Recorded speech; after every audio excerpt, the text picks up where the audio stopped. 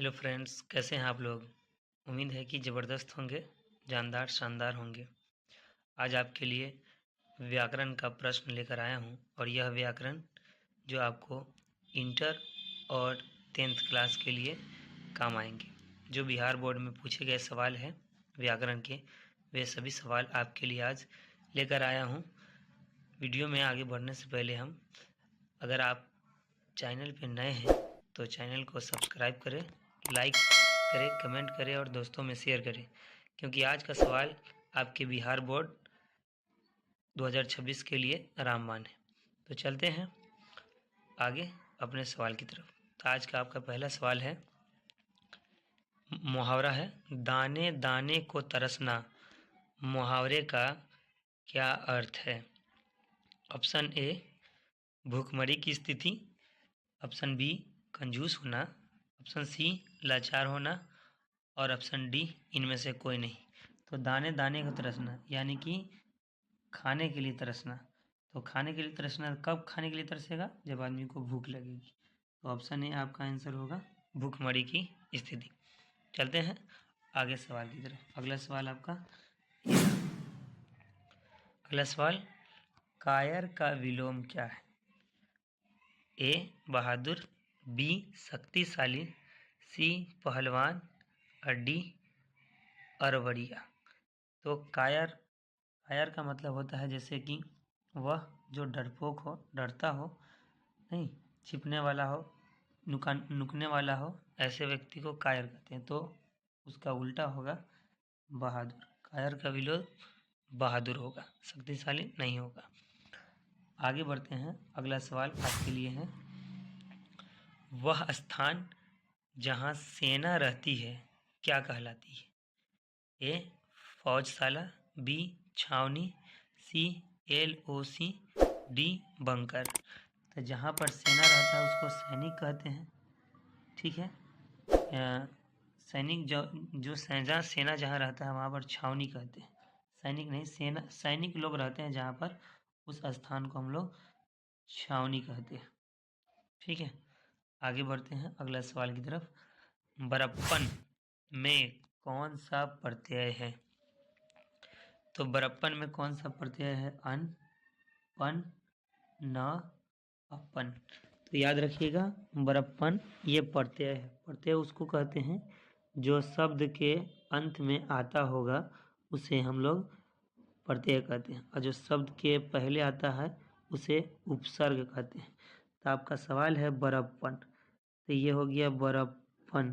तो बरप्पन में आप देखिएगा शब्द के आखिर में आएगा, यहाँ से हम लोग तोड़ेंगे। तो र में किसका आवाज़ आता है, किस स्वर का आवाज़ आएगा र में। तो र में आपका स्वर कौन सा स्वर का आवाज़ आएगा, अ का।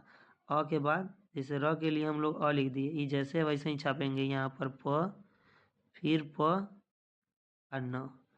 आंसर क्या हो जाएगा आपका, अपन हो जाएगा। कभी भी अगर आपको प्रत्यय निकालना हो तो आखिर से छाट देंगे, और आखिर से छाटने के लिए हम लोग किसका इस्तेमाल करेंगे, स्वर का इस्तेमाल करेंगे। किसका इस्तेमाल करेंगे, स्वर का इस्तेमाल करेंगे। और हिंदी में कितने स्वर होते हैं, हिंदी में 11 स्वर होते हैं। तो इसका आंसर क्या होगा, इसका आंसर अपन होगा। चलते हैं आगे सवाल की तरफ।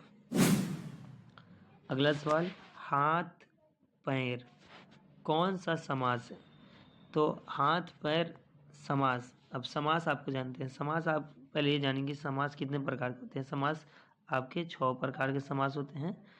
कौन कौन से होते हैं, द्विगु समास, द्वंद्व समास, कर्मधारय समास, तत्पुरुष समास, बहुव्रीहि समास, अव्ययीय भाव समास।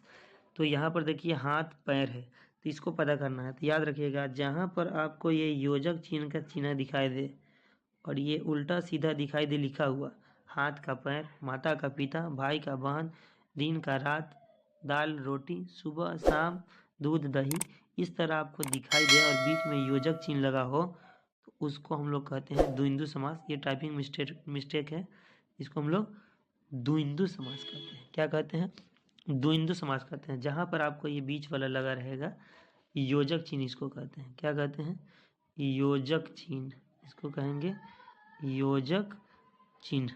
जहाँ पर आपको योजक चिन्ह लगा रहता है उसे हम लोग कहते हैं उसको द्वंद्व समास। चलते हैं अगला प्रश्न की तरफ। चक्रपाणी कौन सा समास है? चक्रपाणी कौन सा समास है? तो बहुव्रीहि, कर्मधारय बी, सी तत्पुरुष, डी इनमें से कोई नहीं। तो याद रखिए, जिसको पढ़ने के बाद कोई तीसरा अर्थ प्रकट हो, कोई तीसरा मानी निकले, उसे हम लोग बहुव्रीहि समास कहते हैं। यानी कि देखिए, ये चक्रपाणी में किसकी बात हो रही है? सरस्वती की बात हो रही है। किसकी बात हो रही है? सरस्वती को। यानी कि इतना बात ध्यान में रखिए कि कोई शब्द हो, कोई भी शब्द हो, और उसका मानी कोई तीसरा अर्थ प्रकट करे, यानी कि पूर्व पद उत्तर पद प्रधान नहीं होगा तो कोई तीसरा अर्थ प्रकट करेगा, तो उसे हम लोग क्या कहेंगे? बहुव्रीहि कहेंगे। यानी कि किसी न किसी क्या होगा? भगवान का वर्णन होगा, किसी न किसी भगवान के बारे में बोला जाएगा, उसे हम लोग कहेंगे बहुव्रीहि समास। क्या कहेंगे? बहुव्रीहि समास। तो चक्रपाणी में कोई ना कोई क्या होगा? भगवान से संबंधित जुड़ाव होगा, कोई तीसरा अर्थ प्रकट होगा, उसे हम बहुव्रीहि समास कहते हैं। आगे प्रश्न की तरफ चलते हैं। अगला प्रश्न आपका ये रहा। प्रतिनिधि में कौन सा उपसर्ग है? प्रति, प्रेत, इनमें से कोई नहीं। तो देखिए, उपसर्ग उसको कहते हैं जो शब्द के पहले आता हो। प्रति, अजोर, निधि। तो जो शब्द के पहले आता होगा उसे उपसर्ग कहते हैं। तो देखिए, प्रतिनिधि को तोड़ेंगे तो प्रति पहले आ रहा है, इसलिए आंसर प्रति हो जाएगा। चलते हैं अगला प्रश्न की तरफ। जो बहुत बोलता है उसे एक शब्द में कहा जाता है। तो जो बहुत बोलता है उसे क्या कहते हैं? वाचाल, वागीश, वाचस्पति, इनमें से कोई नहीं। तो जो बहुत बोलता है उसे वाचाल कहा जाता है, उसे वाचाल कहा जाता है। नीलांबर कौन सा समास है? तो देखिए, नीलांबर ऑप्शन ए कर्मधारय, बी तत्पुरुष, सी अवयवीय भाव समास, डी बहुव्रीहि। तो नीलांबर, नीला है जो अंबर, जिसको तोड़ने से है और जो का इस्तेमाल हो। जैसे देखिए यहाँ पर समझिए, जैसे कि नीलांबर को तोड़ना है, ये हो गया नीलांबर, नीलांबर। इसको तोड़ने से आपको किसका इस्तेमाल होगा? इसको तोड़ने से है का। ये हो गया नीला है जो अंबर, नीला है जो अंबर, नीला है जो अंबर, नीला है जो अंबर। इसको तोड़ने से, यानी कि बीच में है और जो का इस्तेमाल हो, बीच में है और जो का इस्तेमाल होगा, उसके लिए कर्मधारय का ऑप्शन चुनेंगे। नीला है अजो, तो जिसको तोड़ेंगे नीला है, जैसे नीलांबर, जो किसी की विशेषता बताई, यानी अंबर कैसा है, आकाश कैसा है? नीला है। तो नीला है तो पता चल रहा है कि अंबर का रंग पता चल रहा है, विशेषता पता चल रहा है। अगर किसी की विशेषता पता चले तो उसका आंसर क्या होगा? कर्मधारय समास होगा। आगे बढ़ते हैं। आलसी का विलोम क्या होगा? आलसी यानी वह व्यक्ति जो काम नहीं करना चाहता है, बिल्कुल सुस्त रहता है। कोई काम कराइए कहने के लिए, कहिए करने के लिए, तो वो करेगा नहीं, इधर बैठ जाएगा, उधर बैठ जाएगा। उसके लिए तेजस्वी, विनम्र, परिश्रमी, उद्यमी। तो जो आलसी होता है उसका उल्टा होगा मेहनत करने वाला, परिश्रमी। चलते हैं हम आगे। गाल बजाना मुहावरे का अर्थ है। तो गाल बजाने मुहावरे का अर्थ क्या होगा? डींग हाँकना, घबरा जाना, गायब हो जाना, इनमें से कोई नहीं। तो गाल बजाना महिलाओं का काम है नहीं, तो गाल बजाने के लिए आंसर लिखेंगे डींग हाँकना, यानी कि बेफजूल बात बोलना, लंबा लंबा छोड़ना। ये पुरुष लोग में भी इसका योगदान है कि है 5 बताते 10 हैं नहीं, तो डींग हाँकना इसका आंसर होगा। चलते हैं आगे अगला प्रश्न की तरफ। नाक काटना मुहावरे का अर्थ है। ऑप्शन अपमानित होना, बी कामचोर होना, मतलब कमजोर होना, ऑप्शन बी कमजोर होना, सी निर्धन होना, और डी गुस्सा होना। तो नाक कटना का मतलब इज्जत जाना नहीं, अपमानित होना, बेइज्जती हो जाना। नाक कटना का ऑप्शन क्या होगा? अपमानित होना। आगे बढ़ते हैं। छात्रों को के रहने का स्थान कहलाता है। छात्रों के रहने का स्थान छात्रावास, महाविद्यालय, विद्यालय, कोचिंग। छात्र जहाँ रहते हैं उसे छात्रावास यानी हॉस्टल कहते हैं। क्या कहते हैं? हॉस्टल कहते हैं। ठीक है, आगे बढ़ते हैं हम लोग आगे प्रश्न की तरफ। प्रकाशित में कौन सा प्रत्यय है? अभी हम आपको प्रत्यय सिखाए हैं। प्रत्यय उसको कहेंगे जो शब्द के आखिर में आता है। जैसे यहाँ समझिए प्रकाशित, प्रकाशित, प्रकाशित। इसको कैसे तोड़ेंगे? आखिर से तोड़ेंगे। स में इस स्वर का आवाज है, इधर से घुमा हुआ है ये, तो छोटी ई, और ये वाला तो इत। प्रकाशित में क्या होगा? इत। देखो शीत है ना, ये शीत, तो इधर से घुमा हुआ है तो छोटा ई यहाँ लिख दिए, अत का तो प्रकाशित हो गया इत। आगे, आ जन्म कौन सा समास है? आ जन्म अवयवीय भाव समास, तत्पुरुष समास, कर्मधारय समास एंड द्विगु समास। तो टाइपिंग मिस्टेक है ये द्विगु का, द्विगु ऐसे नहीं लिखाएगा, ठीक है ना, द्विगु ऐसे लिखाएगा, द्विगु समास।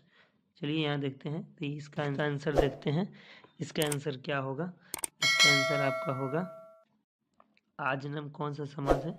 तो आजन्म। इसको समझिए कि आजन्म, देखिए जहाँ आ से चालू हो जाए, जहाँ यथा से चालू हो, जहाँ ब से चालू हो या बे से चालू हो यानी शुरू हो, ठीक है ना, अधिकतर यानी वह शब्द जिस वह वर्ण शुरू का अक्षर पहला उपसर्ग जिससे बहुत सारे शब्द बनते हो, उसे हम लोग अवयवीय भाव समास कहते हैं। जैसे आजन्म, आकाश, ठीक है ना, आ से बहुत कुछ बन जाएगा, उसे हम लोग अवयवीय भाव समास कहेंगे। यानी यथा से जो कुछ बनेगा, जिसके शुरू में यथा आ जाएगा अवयवीय भाव समास, जिसके शुरू में ब आ जाएगा अवयवीय भाव समास, जिसके शुरू में बे आ जाएगा अवयवीय भाव समास। अधिकतर में ऐसा होता है। तो हम लोग आगे बढ़ते हैं अगला सवाल की तरफ। सदाचार, सदाचार का संधि विच्छेद है। सदाचार का संधि विच्छेद है। सदाचार का क्या संधि विच्छेद होगा? सदा प्लस चार, सत धन आचार, सदा धन आचार, सद धन आचार। तो सदा, जहाँ वर्ण का तीसरा, जो भी वर्ण का अगर तीसरा रहे, जैसे कि ग, क, ख, ग तीसरा आता है, च, छ, ज तीसरा आता है, त, थ, द तीसरा आता है, उसके बाद प, फ, ब तीसरा आता है। जो वर्ण का तीसरा हो उसको हम लोग पहला में बदल देंगे। तो क का पहला क्या हो, ग का पहला क्या होगा? क होगा। ज का पहला क्या होगा? च होगा। द का पहला क्या होगा? द का पहला त होगा। अब ब का पहला क्या होगा? प होगा। देखिए यहाँ पर द आपका तीसरा है, तो इसको हम लोग पहला में बदलेंगे, और जिसमें बदलेंगे ना उसमें हलंत लगा के बदलेंगे आधा के साथ। तो द का पहला क्या होगा? त होगा। तो ये हो गया सत, त हलंत। इधर से देखिए ये आकार को लिखेंगे अकर आ, यहाँ ऑप्शन ही नहीं दिया है आपका, गलत है। यहाँ ऑप्शन ये होगा सतधन आचार, सतधन आचार। इसका ऑप्शन क्या होगा? अकर आ, आई चकर चार का चार यहाँ लिखा हुआ है, इसका ऑप्शन होगा सतधन आचार। आगे हम लोग बढ़ते हैं। कमल का पर्यायवाची शब्द है सरोज, भानु, पुष्पधनवा, रसीम। तो कमल एक फूल है और पर्यायवाची शब्द इसका क्या होगा? कमल का आपका सरोज हो जाएगा। कमल का क्या होगा? सरोज होगा। तो कमल का पर्यायवाची शब्द सरोज। ठीक है, बढ़ते हैं हम लोग आगे प्रश्न की तरफ। महेश का संधि विच्छेद क्या होगा? महे धन स, म धन हेस, महा धन ईस, महाधन एस। याद रखिएगा, कभी भी इस तरह का सवाल आए आपको, तलाबिश हो, एकले हो, तो उसको बनाने का सबसे आसान तरीका क्या होगा, लेकिन बताते हैं आपको कैसे बनाएगा। जैसे ये हो गया महेश, तो इसको बनाएंगे इस वाले कभी भी ये तलाबिश मुदन से आ जाए बड़ा वाला सा, उसके लिए बड़ा ई का इस्तेमाल करेंगे धन के बाद, बड़ा ई का इस्तेमाल करेंगे, ईस का ईस, तो हो जाएगा लास्ट में ईस। तो लास्ट में ईस आपका कहाँ है? इसमें नहीं है, इसमें नहीं है, इसमें नहीं है, तो आंसर ये हो जाएगा। लेकिन हम इसको पकड़ते हैं, तो महा, इसका क्या होगा? महा। महाधन ईश। आंसर क्या बनेगा इसका? महाधन ईश बनेगा इसका आंसर। तो महेश का हो जाएगा महाधन ईश। ये रहा है आपका आंसर। कभी भी अगर तलाबेश आ जाए तो उसके शुरू में बड़ा वाला ई आएगा। ठीक है, आगे बढ़ते हैं हम लोग अगला सवाल की तरफ। चतुर्भुज कौन सा समास है? चतुर्भुज यानी इससे आपका तीसरा अर्थ निकलेगा। तो इसमें देखिए कर्मधारय, बहुव्रीहि, तत्पुरुष, अव्ययीय भाव। तो चतुर्भुज आपका जो आंसर होगा इसका बहुव्रीहि समास होगा। अगर ऑप्शन में बहुव्रीहि नहीं दिया रहे इसका आंसर होगा द्विगु समास। क्या आंसर होगा? द्विगु समास होगा इसका आंसर। द्विगु उसको कहते हैं जिसके शुरू में क्या हो? गिनती हो। इसके शुरू में क्या हो? गिनती हो। तो देखिए चतुर्भुज में भी गिनती है, यानी चतुर्भुज मतलब चार भुजा, और चार भुजा तीसरा अर्थ प्रकट कर रहा है, इसलिए बहुव्रीहि समास होगा। ठीक है, आगे बढ़ते हैं अगला सवाल की तरफ। कमल नयन कौन सा समास है? तो देखिए कमल नयन कर्मधारय, द्विंदु, तत्पुरुष, अव्ययीय भाव।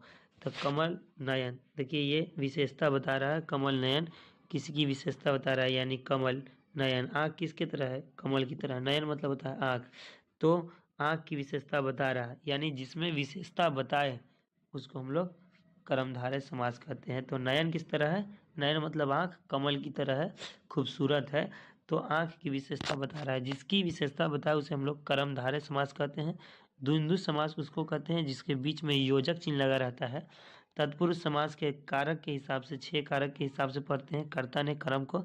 अव्ययीय भाव समास उसको कहते हैं जिसके शब्द से शुरू के उपसर्ग से अनेक शब्द बन जाए, उसे हम लोग अव्ययीय भाव समास कहते हैं। चलते हैं अगले सवाल की तरफ। तपोबल का संधि विच्छेद है। तो तपोबल का संधि विच्छेद तपह धन बल, तप धन बल, तपोह धन बल, इनमें से कोई नहीं। तो याद रखिएगा ये विसर्ग संधि है, और इस विसर्ग संधि में याद रखिएगा जहाँ पर ओ की मात्रा रहे उस ओ को हम लोग क्या करेंगे? विसर्ग संधि में जहाँ पर ओ की मात्रा रहेगा उस ओ को हम लोग क्या करेंगे? विसर्ग में बदल देंगे। तो यहाँ पर ओ की मात्रा कौन सा है? ओ की मात्रा ये वाला है, तपो ये वाला है। तो त का त, प का प, आई विसर्ग, इसके जगह पर हम लोग क्या करेंगे? विसर्ग डाल देंगे। ये विसर्ग हो गया दो, विसर्ग दो बूंदा को विसर्ग कहते हैं। तो ये विसर्ग हो गया, अब प्लस क्या बच गया इधर?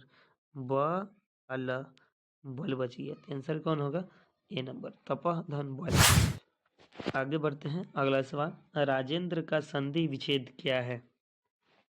राजेंद्र का संधि विच्छेद राज धन इंद्र, राजन धन इंद्र, राजा धन इंद्र, और इनमें से कोई नहीं। इस तरह का सवाल आपको कभी भी आए तो शुरू का वर्ण उपसर्ग वाला ऐसा तोड़ेंगे जिसका कोई अर्थ हो। तो देखिए राजेंद्र कैसे बनेगा? राजेंद्र समझिए, राजेंद्र ये व्यंजन संधि है, इसको तोड़ने का सबसे आसान तरीका व्यंजन नहीं है, उपसर्ग है। उपसर्ग बोल रहे हैं, व्यंजन नहीं है, ये स्वर संधि का हिस्सा है। और इसमें हम लोग इसको तोड़ने का देखिए कैसे तोड़ेंगे इसको। तो लिखेंगे राज, कलर चेंज करते हैं, इसका कलर दिख नहीं रहा आगे, दूसरा कलर से देखते हैं। इसको क्या करेंगे? राज नहीं लिखेंगे, राज कुछ नहीं होता है, राजा होगा। राजा धन, देखिए इसका आवाज क्या निकल रहा है? इस तरह कभी भी रहे तो इसके लिए ई का इस्तेमाल कर दे। इंद्र, राजा धन इंद्र। कहाँ लिखा हुआ है? राजा धन इंद्र, राजेंद्र। चलते हैं अगले प्रश्न की तरफ। अगला प्रश्न है सुंदर का पर्यायवाची शब्द। पर्यायवाची शब्द मतलब उसका मान ही नहीं बदलेगा, अर्थ नहीं बदलेगा, शब्द बदल जाएगा। आंसर सुरभि, तरु, मनोहर, कुंदन। तो सुंदर का पर्यायवाची शब्द क्या होगा? मनोहर, जो मन को हर ले। आगे, चिड़ी मार कौन सा समास है? तो बहुव्रीहि, कर्मधारय, तत्पुरुष, द्वंद्व समास। चिड़ी मार, चीनी मतलब इसको अब हम लोग तोड़ेंगे। तो देखिए इसको कैसे तोड़ेंगे? चिड़ी मार को चीरी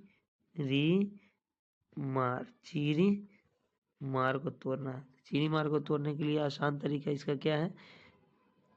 चिड़ी मार यानी चिड़िया, क्या करेंगे? चिड़िया को मार, चिड़िया को मार, चिड़िया को मार। आपको बता दें कि जहाँ पर को आ जाए, ने आ जाए तोड़ने में, से आ जाए, में आ जाए, पर आ जाए, के लिए आ जाए, का के की आ जाए, तो जहाँ पर अपने से तोड़ेंगे और तोड़ने में ये सब आ जाए, का के की, में, पर, से, तो ये आ जाए, उसके लिए हम लोग तत्पुरुष समास कहते हैं। क्या कहते हैं? तत्पुरुष समास कहते हैं। आगे, सज्जन का संधि विच्छेद है, ये अभी आपको थोड़ा देर पहले पढ़ाया पहले वीडियो में। सज्जन का संधि विच्छेद है, देखिए आपको कहाँ पढ़ाया गया है सज्जन का संधि विच्छेद। यहाँ सज्जन का संधि विच्छेद है। सज्जन सज्जन सज्जन, हाँ यह देखिए पढ़ाया गया है कि जिसके वर्ण में बीच वाला अगर तीसरा वर्ण आ जाए, तीसरा वर्ण आ जाए तो उस तीसरा को हम लोग पहला में बदलेंगे। तो अब हम लोग पढ़ते हैं सज्जन का संधि विच्छेद क्या होगा। सज्जन का संधि विच्छेद क्या होगा? सज्जन का संधि विच्छेद, जैसे देखिए सज्जन में अब लिखिए स और डबल आ गया ज, इसका भी नियम होता है, डबल ज आ गया और ज तीसरा वर्ण है, तीसरा वर्ण है तो स का स और ज तीसरा वर्ण है, च छ ज तीसरा वर्ण है तो उसके लिए त हलंत। अब लास्ट में क्या बच गया? लास्ट का लास्ट बच गया ज और न, सज्जन। कहाँ ऑप्शन? डी, सज्जन। चलिए आगे बढ़ते अगला प्रश्न की तरफ। जहाँ पहुँचना कठिन है क्या कहलाता है? जहाँ पहुँचना कठिन है, दुर्गम, दुष्कर, दुर्लभ, इनमें से कोई नहीं। तो जहाँ पहुँचना कठिन है उसको दुर्गम कहते हैं। और आज का आखिरी प्रश्न, आस्तिक का विपरीतार्थक शब्द क्या होता है? तो आस्तिक का विपरीतार्थक अमानुष, नास्तिक, शैतान, इनमें से कोई नहीं। आस्तिक का मतलब जो भगवान में विश्वास रखता हो उसे आस्तिक कहेंगे, और जो भगवान में विश्वास नहीं रखता होगा उसे नास्तिक कहेंगे। तो आज के लिए आपका इम्पोर्टेंट सवाल रहा, और ये सभी सवाल बिहार बोर्ड में पूछे हुए सवाल है व्याकरण के। तो अगर आपको मेरा वीडियो अच्छा लगता हो, लाइक, कमेंट, सब्सक्राइब, शेयर करें। जय